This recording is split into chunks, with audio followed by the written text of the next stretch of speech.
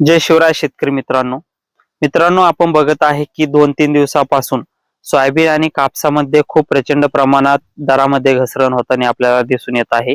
मग ही घसरण कशामुळे झाली?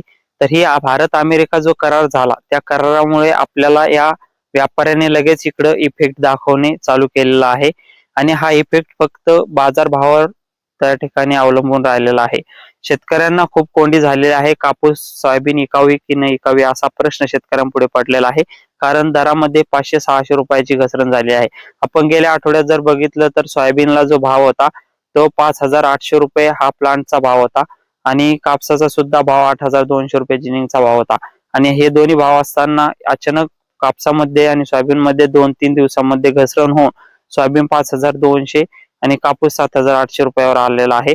आणि अजूनही कमी होतो का याची शाश्वती आता देता येत नाही असा प्रश्न त्या ठिकाणी निर्माण झालेला आहे. तरी शेतकरी मित्रांनो आपण आता घाबरून जाऊ नका. 1-8 दिवस त्या ठिकाणी स्थिर राहा. नंतरच आपला माल विकण्याचा विचार करा. जेणेकरून आपल्याला त्या ठिकाणी काय नेमकं पुढची दिशा असेल ती कळेल आणि नक्कीच तुम्हाला या चॅनलच्या माध्यमातून सांगण्यात येईल.